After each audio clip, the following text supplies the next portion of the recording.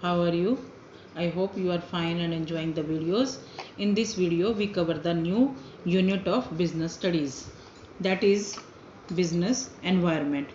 बेटा इसमें से 5 नंबर का क्वेश्चन एक आता है, तो इसको बड़े ध्यान से करना है क्योंकि थोड़ा टिपिकल टॉपिक है, लेकिन ईजी है। अगर इसको एक बार समझ लोगे तो क्लियर हो जाएगा। तो every business organisation is an organ of the society.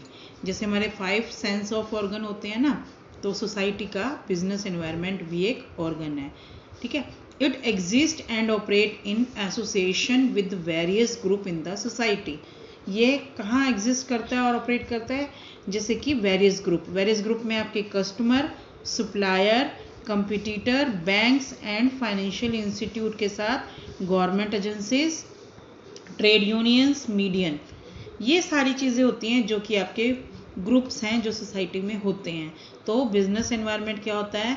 इन्हीं के बीच में होता है, क्योंकि इनका काम करने का जो ढंग होता है वो आपके बिजनेस को अफेक्ट करते हैं, इन्फ्लुएंस करते हैं। और फिर इसीलिए इन सब का टोटल जो ये आपस में पूरे के पूरे ग्रुप हैं, ये मिलके आपके बिजनेस के लिए बिजनेस एनवायरनमेंट को क्रिएट करते हैं। ठीक है।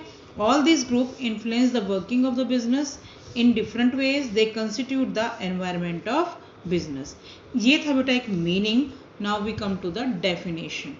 बेटा business environment means a collection of all individual entities. Individual entities means collection of all individual, अलग अलग ग्रुप की, and other factors which may or may not be under the control of the organization but can affect its performance, profitability, growth and even survival. But यहाँ पर मैंने एक word use किया may और may not be. now कि वो आपकी organisation को कंट्रोल अफेक्ट कर भी सकते हैं और नहीं भी कर सकते, चाहे वो आपकी ऑर्गेनाइजेशन उसको कंट्रोल कर भी ले और ना भी कर पाए। अब जैसे मान लो कोरोना वायरस है, कोरोना वायरस को आप कोई भी नहीं कंट्रोल कर पा रहे, तो उससे आपकी सभी इंडस्ट्रीज को इफेक्ट हो रहा है। और कुछ ऐसी फोर्सेस होती हैं या कुछ ऐसे फैक्टर्स होते हैं जिनको आप कंट्रोल भी कर सकते हैं। फॉर एग्जाम्पल आपके कंपटीटर्स हैं, आप अच्छी स्ट्रेटजीज बना के उनको कंट्रोल कर सकते हैं, लेकिन कस्टमर्स को आप नहीं कर सकते। जो आपका चेंजिंग डायनेमिक एनवायरनमेंट है उसको आप कंट्रोल नहीं कर सकते। लेकिन फिर क्या होता है कि बट कैन अफेक्ट, तो वो चेंजिंग एनवायरनमेंट तो वो अफेक्ट कर भी सकता है प्रॉफिटेबिलिटी, ग्रोथ और सर्वाइवल पे। जैसे कि अब कोरोना वायरस है, ये आपका 110% आपके बिजनेस को अफेक्ट कर रहा है।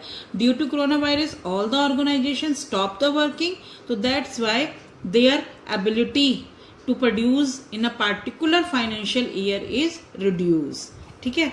Every business organization work in a different environment as it can not exist in isolation. ये आइसोलेशन नहीं हो सकता, हर एक को बिजनेस एनवायरनमेंट में काम करना चाहिए।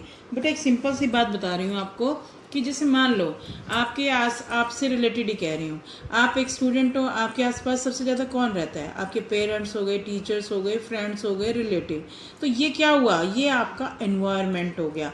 तभी कहते हैं कि अच्छी कंपनी होगी तो अच्छा बच्चा होगा, अगर बैड कंपनी में चला जाएगा तो उसकी भी आदतें बेकार हो जाएंगी। तो यानी कि जो आपकी लाइफ को अफेक्ट करता है उसी को हम एनवायरनमेंट कहते हैं। इसी तरह से बिजनेस की प्रॉफिटेबिलिटी, ग्रोथ और स्ट्रैटेजीज को या परफॉर्मेंस को या सर्वाइवल को कोई भी अफेक्ट करेगा उसे बिजनेस एनवायरनमेंट कहेंगे। अब क्लियर हो गया? Now we come to the features. तो एक्सटर्नल फोर्सेस भी इंक्लूड होती हैं इसमें, स्पेसिफिक एंड जनरल फोर्सेस भी लेंगे।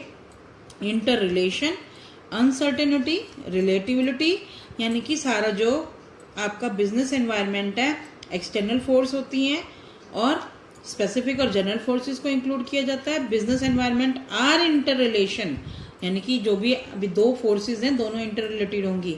Uncertainty, relativity, dynamic and complex. Complex में ही आप इसको समझेंगे, तो अब इसको हम एक्सप्लेन करेंगे। तो पहले एक्सटर्नल फोर्सेस में मैंने बताया था कि all the external forces include all the forces, institutions and factors. तो जिसमें आप लोगों की कंपटीटर, सप्लायर, आपका डेट, गवर्नमेंट, टैक्सेशन पॉलिसी और अदर फैक्टर आल्सो इनफेक्ट, जैसे बैंक हो गए, फाइनेंशियल इंस्टीट्यूशंस हो गए, वो आपके बिजनेस को अफेक्ट कर भी सकते हैं डायरेक्टली और इनडायरेक्टली। तो ये इसका बिजनेस एनवायरनमेंट का मेन फीचर है कि इसमें जो फोर्सेस एक्सटर्नल, जैसे कि आपकी सेबी हो गई, आपका स्टॉक मार्केट हो गया, कैपिटल मार्केट हो गई, तो ये सारी चीज़ें आपके बिजनेस को डायरेक्टली या इनडायरेक्टली अफेक्ट करती हैं। फॉर एग्जांपल मान लेते हैं कि आपके शेयर मार्केट में प्राइस इंक्रीजेज हो रहे हैं, तो जिन कंपनीज के शेयर के प्राइजेज हो रहे हैं उनको प्रॉफिट ज़्यादा हो रहा है, तो उस प्रॉफिट को अट्रैक्ट होके हो सकता है कि आपके शेयर होल्डर भी उधर चले जाएं, ठीक है ना, या आपके कस्टमर भी उस तरफ चले जाएं, या फिर आपके कंपटीटर इंक्रीज हो जाएं, क्योंकि उस प्रॉफिट को देखकर और भी नए इन्वेस्टर आपकी ऑर्गेनाइजेशन में, आपकी फील्ड में, इंडस्ट्री में आ सकते हैं। क्लियर। सेकेंड है बेटा स्पेसिफिक एंड जनरल फोर्सेस। तो पहले आपको पता होना चाहिए कि स्पेसिफिक फोर्स क्या होती है और जनरल फोर्स। स्पेसिफिक फोर्स वो फोर्सेस होती हैं, वो फैक्टर्स होते हैं बिजनेस एनवायरनमेंट के that is directly affected to your organisation. तो जो आपके डायरेक्ट आपके अफेक्ट करते हैं that is customer, competitor and supplier. समझ में आ गई? Customer, competitor and supplier. और जनरल फोर्सेस क्या होती हैं कि वो फोर्सेस जो पूरे की पूरी ऑर्गेनाइजेशंस को अफेक्ट करती हैं are social, legal, technological, political etcetera which affect all the organisation in the country, यानी कि देश में सभी को। जैसे मान लो अब गवर्नमेंट ने अगर टैक्स इंक्रीज किए तो सभी ऑर्गेनाइजेशन के लिए इफेक्ट पड़ेगा। अगर कोई मान लो आपका इकोनॉमिक सोशल एनवायरनमेंट चेंज हो रहा है, सोशल कैसे चेंज हो रहा है कि अब हमारा जो यूथ है वो कहाँ पे अट्रैक्ट हो रहा है? वेस्टर्न कल्चर की तरफ। तो वेस्टर्न कल्चर क्या सिखा रहा है? पैक्ड फूड का। तो increase in the supply of packed food and the latest western culture cloth. तो क्या हो गया? सारी की सारी फोर्सेस उसमें जो सारी ऑर्गेनाइजेशन है कंट्री में वो अफेक्ट होंगी। ठीक है। नेक्स्ट है आपका inter relation. All the forces and factors of the business environment are inter related to each other. कैसे? अभी मैंने आपको बताया कि यूथ है वेस्टर्न कल्चर की तरफ अट्रैक्ट हो रहा है, तो फास्ट फूड की भी तो इंक्रीज होगी। अगर वो यूथ इंक्रीज हो रहा है तो एक इंडस्ट्री की डिमांड भी तो इंक्रीज हो जाएगी, ठीक है ना। अब जैसे मान लो आपका जो यूथ है वो आईटी की तरफ अट्रैक्ट हो रहा है, ठीक है, तो आईटी के कारण आईटी के कंपोनेंट्स की, कंप्यूटर की, वाईफाई की, इन सब की डिमांड इंक्रीज हो जाएगी। एंड ड्यू टू, अब लेटेस्ट एग्जांपल है कोरोना वायरस। कोरोना वायरस क्या दिखा रहा है? आपस में साथ में रहना और साथ में सोशल डिस्टेंसिंग, साथ में आप लोगों को ऑनलाइन क्लासेस सिखा रहा है। तो ऑनलाइन क्लासेस की वजह से जितनी भी आपने नई देखी होंगी, जूम ऐप आ गई, ऑन हॉलो आ गई और दूसरी कई तरह की ऐप्स हैं जो कि हेल्पफुल है आपको ऑनलाइन क्लासेस में। तो ये all these things are inter related. Next है आपका अनसर्टेनिटी। जो बिजनेस ऑर्गेनाइजेशन है वो वर्क करती है फ्यूचर के लिए, और फ्यूचर अनसर्टेन है।